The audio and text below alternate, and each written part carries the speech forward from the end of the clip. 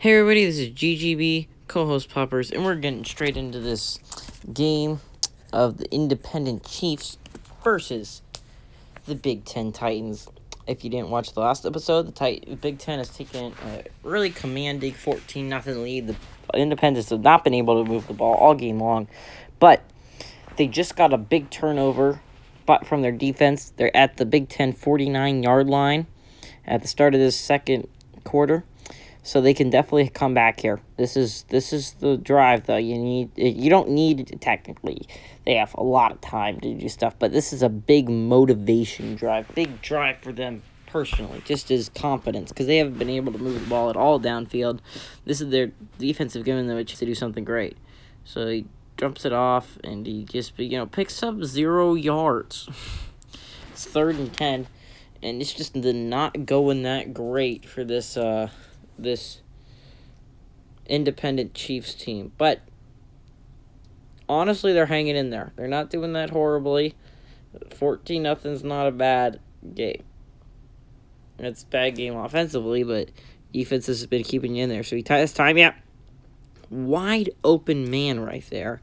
But when something goes great, you get the guy get injured. So Tajae Sharpe is off the field for them. And that really hurts your offense because, honestly, Tajae Sharpe is your probably, let me see. Okay, so Golden Tate's your best weapon, apparently. Will Fuller's a great deep threat, and Kyle Rudolph's a very steady pass catcher. Of those 4, you have a 5th guy, normally. Of those 3, you have a 4th guy, normally. You want to have a 4th guy that can get the ball, and you can trust him with it. Tajae Sharpe was that guy. So now you're going to be bringing in a whole new wide receiver or tight end into this new role. So let's see what they do here. So they bring an I formation. Algernon Brown's on the field. So actually, they get a decent-sized hole. Jamal Williams and picks up 4 yards. I'm sorry. Yeah, 4 yards. I'm right. Okay. But if you didn't know, Jamal Williams is from BYU. So if you're a BYU fan, you're probably not a good one if you didn't know Jamal Williams didn't go to college there. But Taysom Hill and Jamal Williams are your 2 guys on offense. UMass just lost their only guy to root for that starts. But let's see what Independence can do here. Taysom Hill has the time. He's just turning around. He had a guy. And honestly, there was an easy route to get around and maybe pick up some yardage running. That's his specialty, so I don't know what he was doing there. He definitely had a running room. I don't know what in the world, happened through his mind. But maybe he can make a magical 3rd down like he did with Tajae Sharpe. Let's see what happens here. So they bring a 4-man rush. He has time to throw it, and he misses the out route completely. And you can see Taysom's throwing is really being taken advantage of in this game. His lack of ability to throw a really accurate pass is being taken advantage of here by the Big Ten, considering they have some of the best corners in the NFL. It's very interesting to watch them struggle. But Justin Yoon comes onto the field. He is one of the worst kickers in the NFL, so let's see what he does here. He kicks it.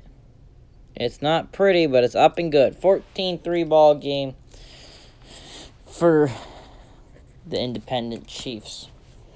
So, they cut the lead to 11.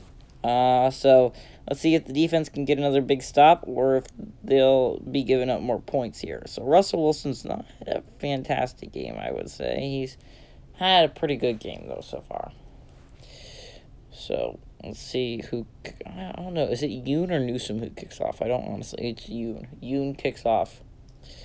So, back to return is, I think, Diggs. I think Diggs is the return man for the Big Ten. So let's see.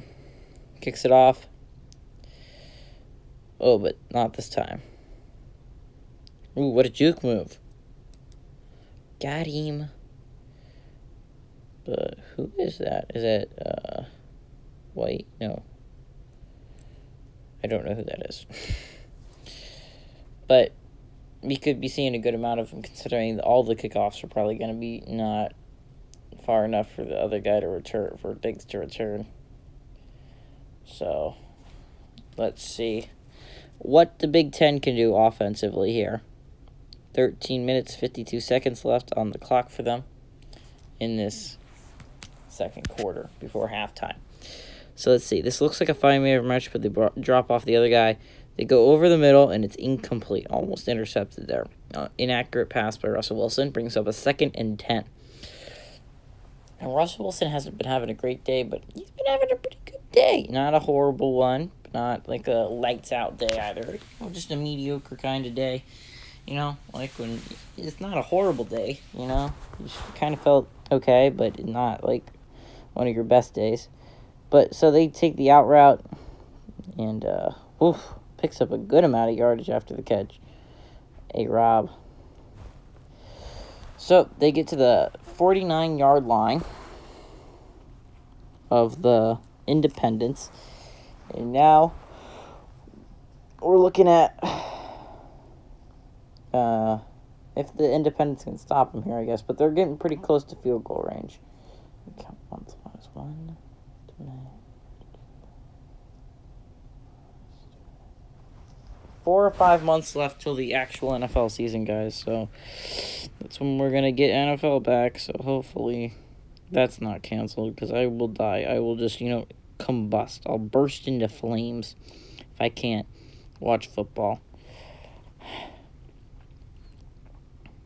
I already can't go to school and see my friends. No football is just gonna be murderous. If I can't go to, we gotta have school come back, right, in the fall. That makes sense, right? I mean, I'm the only one thinking that, but it's gotta make sense, right?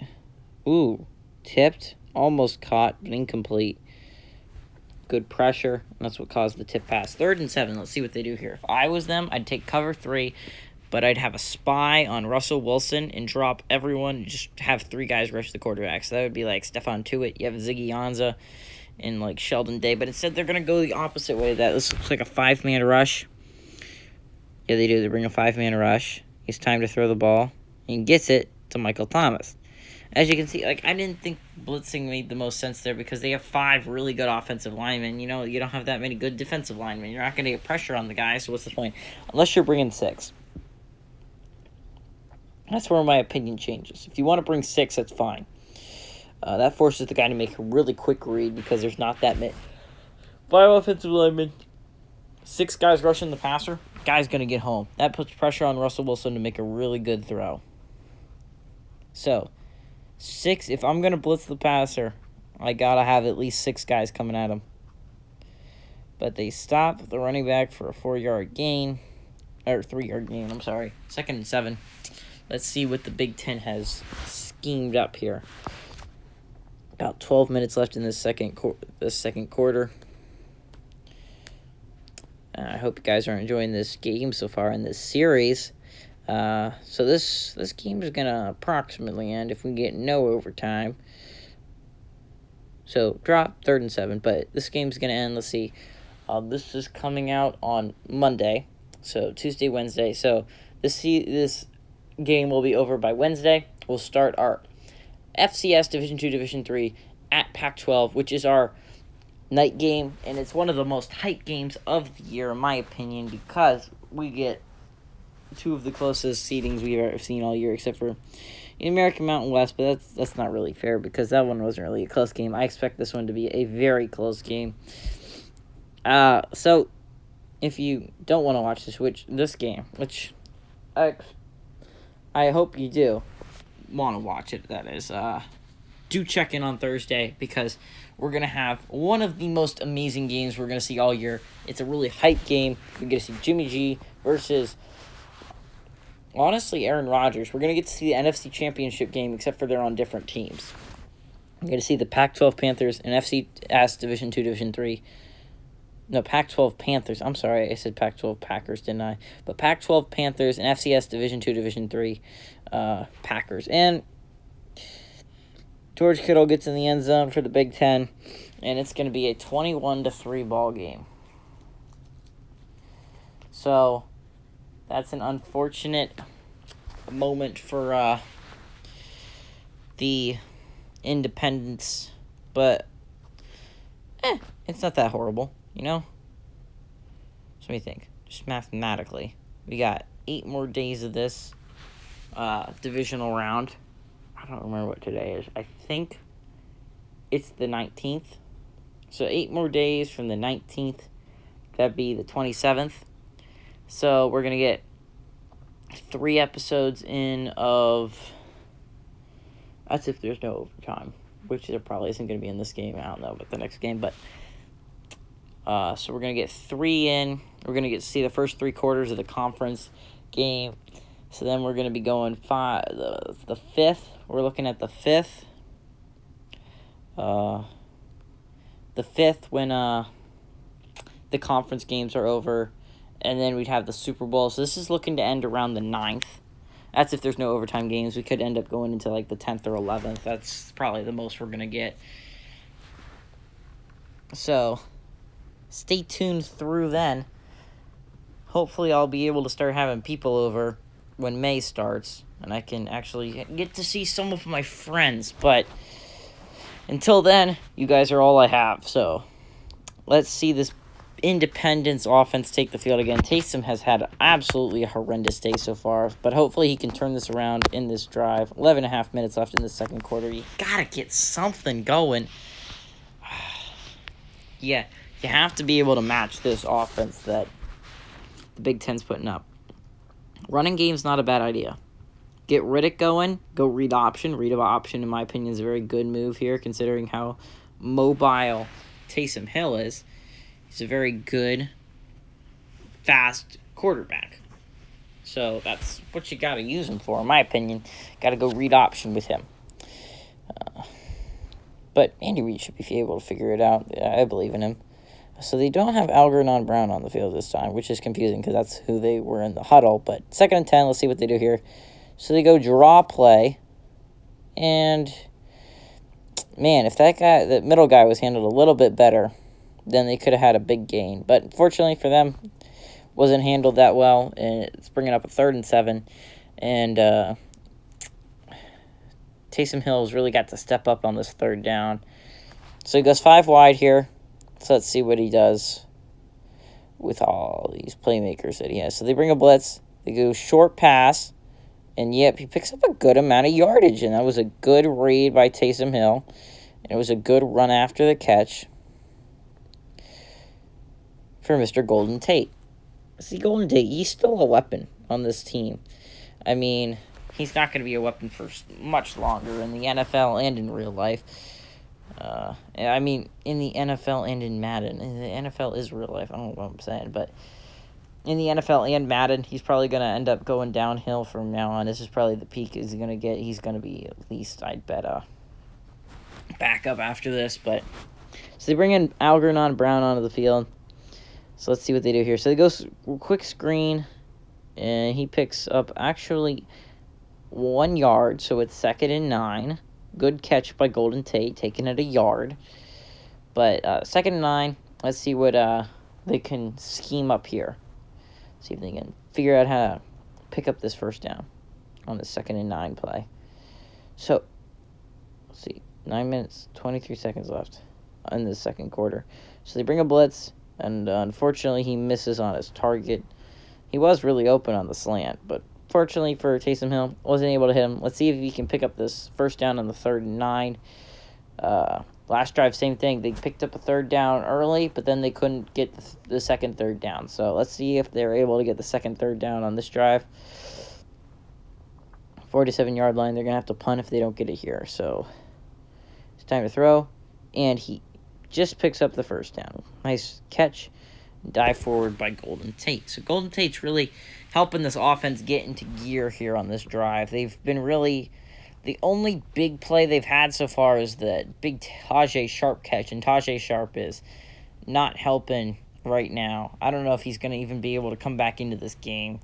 So like I said, if Tajae Sharpe is injured and doesn't come back in this game, and the only way I can determine that is if he actually catches a ball. Or makes a big play. Like, if anyone makes a big play. But it's the only way I can tell. So they go run here. And he picks up a couple yards on the fighting forward. But he only picks up 1. So But if the Independents move on here and somehow come back from this deficit, which is possible, it's really only a 21-3 deficit. It's not really that bad. I don't know why I keep saying it like that, but if they're able to come back and they move on to the next round, but Tajay Sharp never comes back in the game, I'm gonna do a coin toss to see how many weeks he's gonna be out. So he decides to miss everyone on the 2nd and 9, and I guess he just really likes third downs because that's all he's done. So he had the third down conversion with Golden Tate the first time, and now he had a third down conversion last time with Golden Tate as well. So let's see if he can convert a third down with Golden Tate again. This looks like they're going to be bringing a blitz, yeah. Taysom Hill's time to throw, but he's just, not moving at all. You're not a pocket passer, Taysom. Move around. But 4th and 9, they're going to be punting the ball away with 8 minutes left in the second quarter. Look at this. There's room to, scramble, especially for Taysom Hill. I don't understand his desire not to scramble in this game. He did it so well in the MAC. But, again, I guess he just decided to not do it this time. So they're actually punting, which I was so happy. Makes me happy. The fact that they're not going to make a dumb decision and go for it or, kick a field goal. But, at that point, you might as well have gone for it. You picked up about 21 yards. It's not good at all. It's horrendous. But Russell Wilson comes down on the field, 14 of 18. Not the yards don't show it, but the 3 touchdowns really do. Although Ezekiel Elliott and Le'Veon Bell have both been extremely helpful in this game, picking up all this yardage. Let's see. 8 minutes left in the second quarter. Approximately about 20 left in the actual video. So let's see what they do here. 8 minutes, 20 minutes. That's gonna... So, actually, that was a really nice pass by Russell Wilson. Which I'm not surprised. Russell Wilson's really good at passing the football. But what a dime. Dime to Allen Robinson. As you can see, Allen Robinson is obviously a big play threat in this game. He is their playmaker so far. Michael Thomas has been, for some reason, not involved as much as I thought he would. Same thing with Stephon Diggs. Allen Robinson really has been the main pass catcher for them as of late. Kittle, also not used to his full extent, at least in my opinion. So let's see what they do here on this 1st and 10 at the 42-yard line of the Independents. And they actually bring on their fullback, Alec Ingold, onto the field. So let's see what they do here. It looks like a run set up for Zeke. And I was right. It was a run set up for Zeke, and it was quickly covered up by Sion Takitaki. I think that's who covered up. Yeah, I'm right.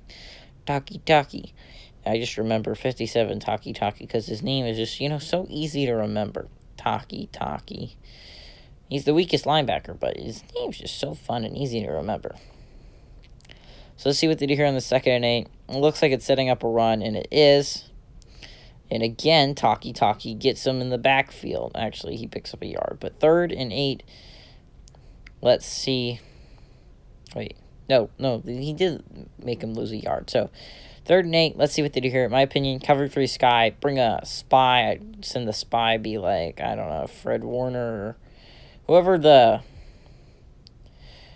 I don't know, corner/linebacker is. Or whoever the spy is in this situation.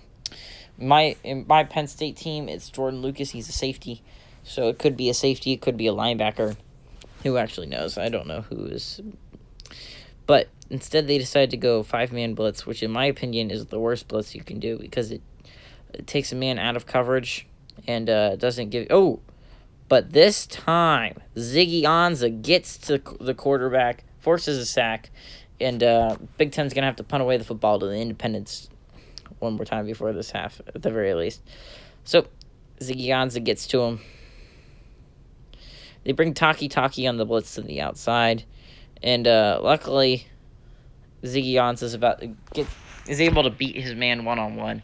Which is not going to happen very often because, although Ziggy Ansah is a pretty talented defensive lineman, they're actually going to go for a field goal here. If they make this field goal with Robbie Gould, I'll just be so surprised. It's Yeah, no, that wasn't even close. And you just gave, if you're a Big Ten fan, that's the stupidest play call by Mike Vrabel. That's a game-losing decision, maybe, if this game gets closer, because you could punt them and pin them, and they haven't been able to really move the ball, but instead you go for an extremely long field goal. One that, I don't know, that might break a record for how long that was. That seems ridiculously long. And you give the Independents, a team that hasn't been able to move the ball all game long, you set them up at the your own 47-yard line. That's insane. Why would you do that? That's idiotic. So, let's see. They bring Rudolph onto the field. See if they, I don't know if they bring Riddick or Williams. So, he's time to throw. Throws it. Pretty wide open. And they're suddenly, wait, I don't know if they're in field goal range. So, Will Fuller finally gets his first catch of the game. But I don't think they're in field goal range because they have such a bad kicker. But if they get another first down, I bet they're deep in field goal range. Easy field goal range for Justin Yoon. So they bring Algernon Brown onto the field. Let's see what they're able to do here. So they go actually just quick screen pass to Golden Tate. And we haven't really seen the replacement for Tajay Sharp for the rest of this game so far since he got hurt. He's the new slot guy, so I don't know why we haven't seen him, because they haven't bringing two tight ends onto the field normally. There's a third guy, so he just hasn't been able to catch the football. He hasn't been able to get open. So they go handoff here, and actually he picks up 2 yards. That wasn't that great, but Theo Riddick. As you can see, they try to spread the ball around between the two as well, as much as they can. But 3rd and 5, let's see what they do here. About 4 minutes and 50 seconds remaining in this second quarter of play. So let's see what they have here. So Taysom Hill goes 5 wide, 3rd and 5. Let's see. Golden Tate's been the main man on 3rd down. So they bring a blitz. It's time to throw. And he gets tackled maybe just short of that first down marker. My opinion, if I am Andy Reid, I go for this. You've been getting outplayed all game long, but you're finally there. You're right there. It is within your grasp of getting a touchdown here, and you kind of need a touchdown. Please go for it, Andy Reid. Bring on Algernon Brown onto the field and go for it. But instead, he's standing out Yoon. Dang skinny Andy Reid. I think it's messing with his mind a little bit, being too skinny. Don't like it. So they kick it, and he makes it. But it's still a 21-6 ball game. My opinion, wasn't right decision. Still a 17-point game. Wait, let me do math. 15-point game. I'm a Dumbo. Leave me alone. But 21-6, 15-point game. I guess it's still a 2-possession game, but I would have felt a lot better if I was able to punch it in, make it a 21-10 game, considering how abysmally our offense has performed and how abysmally our defense has performed. And I really think Andy Reid should have gone for it there. Not very often I question Andy Reid's coaching decisions, but in this fake Madden game, I can do it. I don't think that was the right decision there. But, this is Madden. They don't really, all you really get the coach for is their playbook. I hope we don't actually get their actual coaching logic. I don't think they program that into the game. But we do get their playbooks, and that's why the Big Ten's the Titans and stuff like that, because Micah Vrabel. But you get the playbooks of these guys, so that's a very important aspect of it. So let's see what the independent Chiefs scheme up defensively and the Big Ten schemes up offensively. I'd get Michael Thomas and Stephon Diggs more involved, although if you keep feeding Allen Robinson, obviously it's been working. But Allen Robinson's not on the field for this play. They bring in their 2 tight ends, Vernon Davis and George Kittle, onto the field. And so they go run, and it is just, stuffed immediately. And if there's one thing the Independents have been doing pretty well, honestly, is stuffing the run, forcing them to throw. Unfortunately, that's their weak spot because the defensive line's not that great. I mean, I don't know. I think it has some solid players on it. I meant the secondary is just, absolutely horrendous. If they could have a decent secondary, they'd actually have a real shot at going really far in this tournament. So, anyways, they go run here, and Ezekiel Elliott picks up a couple yards, but it brings up a 3rd and 3. So let's see what the Big Ten decides to do here. They can go pass, which is obviously a very smart idea considering how horrendous the corners are. But I'd be wary of the linebackers here for the Big Ten. They have very good Kyle Van Noy and Fred Warner and Sion Takitaki. So let's see what they do here. This looks like a blitz. Yeah, he dumps it off short to George Kittle, and he picks up a good amount of yardage before being tackled. But 1st and 10, 5 receptions, 51 yards for George Kittle. And George Kittle is one of the best tight ends in the entire NFL, so no surprise there, I guess. Let's see what the Independents can scheme up here offensively to, force them to a punt. So we got about 10 minutes left in this video, so I don't know what in the world happens in these 2 minutes and 40 seconds, but obviously crazy stuff goes down. So you better get your seat belts tightened because it's about to get rocky. So he gets quickly tackled in the backfield. So obviously this is not the play that makes or breaks this game. But picks up 1 yard. Michael Thomas makes the catch. And if you were playing in a PPR league of fantasy football for my tournament, you'd get a point for this reception. But I mean, it's not like he didn't get hardly any yards after that. Kavari Russell quickly tackles Michael Thomas, and honestly, Kavari Russell on Michael Thomas, in real life he would just smoke him on every single play. But 2-minute warning. So a lot of craziness happens in these final, 9 minutes of this game. So I hope you guys are ready for some absolute craziness. 2 minutes, game time. 2nd and 9. Doesn't look like a run, but it does look like they're going to bring Fred Warner on a blitz. But they actually don't. They drop him off. He has time to run, but he's quickly tackled at the 46-yard line. So big time to make a stand for this Independent Chiefs team. Big tackle by Matthias Fairley. So 3rd and 3. 1 minute, 40 seconds left. Approximately game time. They're huddling up. Let's see what the Independents can do here. So they go draw. And he is tackled short of the 1st down marker, I believe. Yep, 4th and 1. Big tackle by Ziggy Ansah.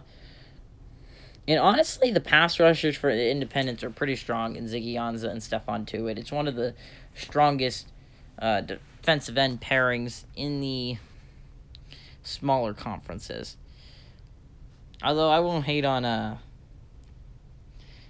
Ioannidis and Derek. Wait, I don't know if Derek Wolf's a defensive end. Oh, so they go for a field goal here. So again, craziness. I don't know why you'd go for a field goal, but they're deciding to go for a field goal. Maybe Robbie Gould can make it. Nope, not even close.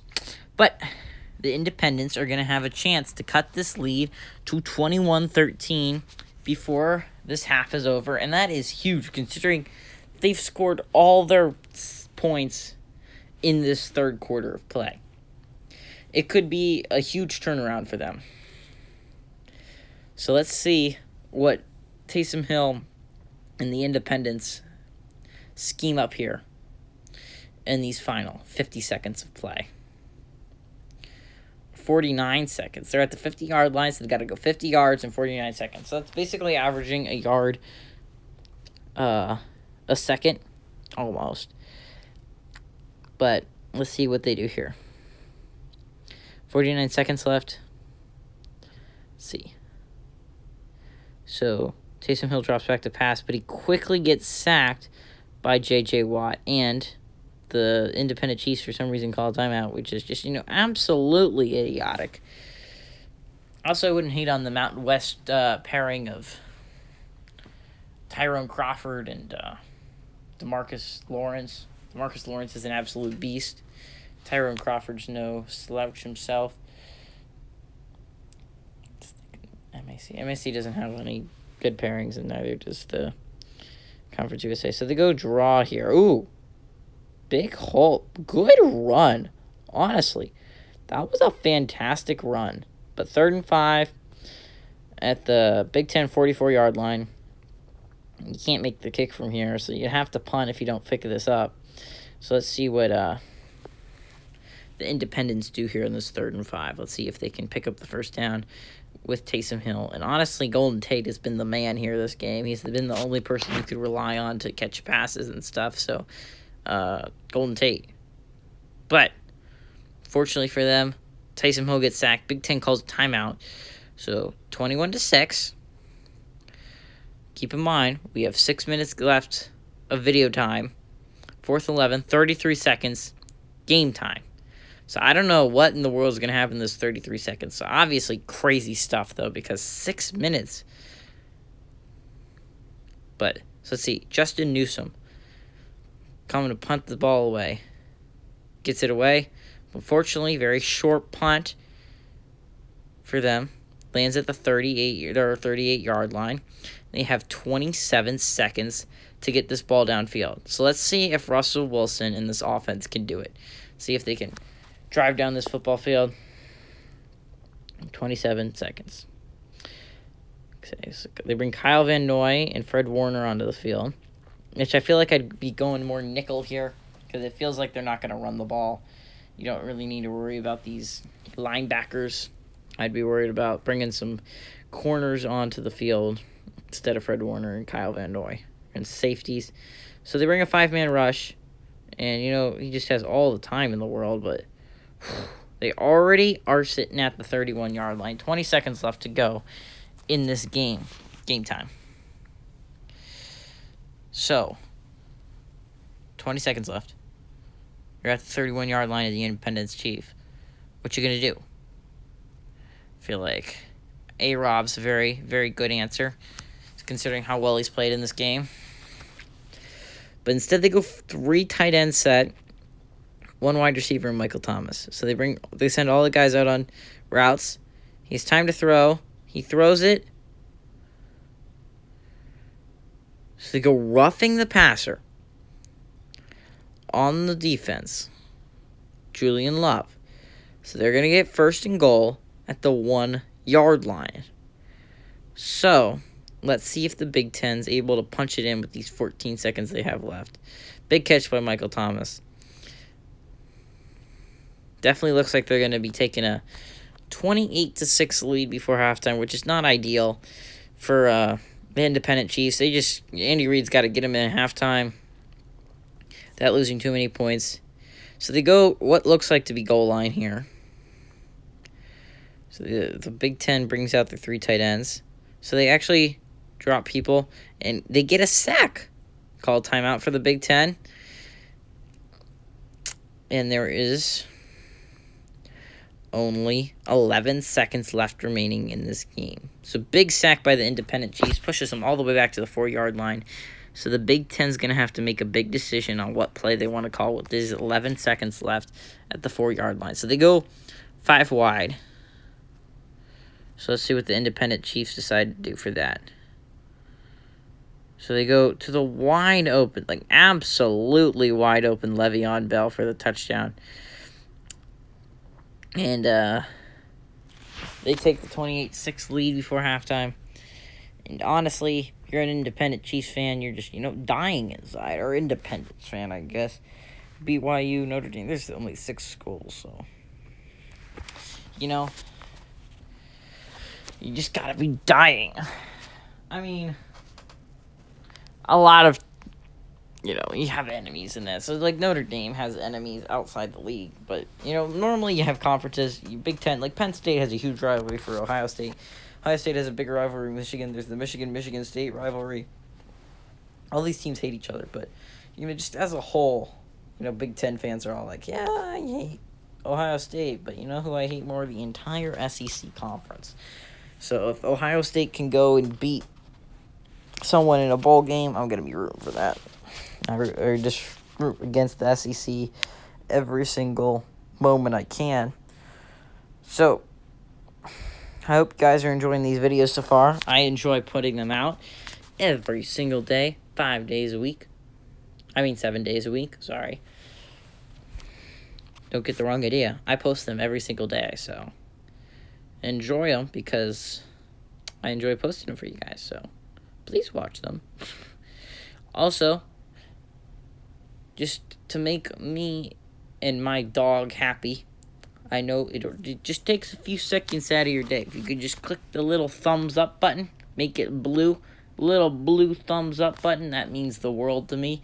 That my videos are getting likes. That means more people can watch them. If you enjoyed the video, help other people watch the video and enjoy it as well. So they go run here. Actually, a very good run. But, so they called timeout. 3 seconds left. There's probably not anything you can do, really. Unless you're going to go. I don't think Taysom Hill can throw that far, so I don't think you can go Hail Mary. But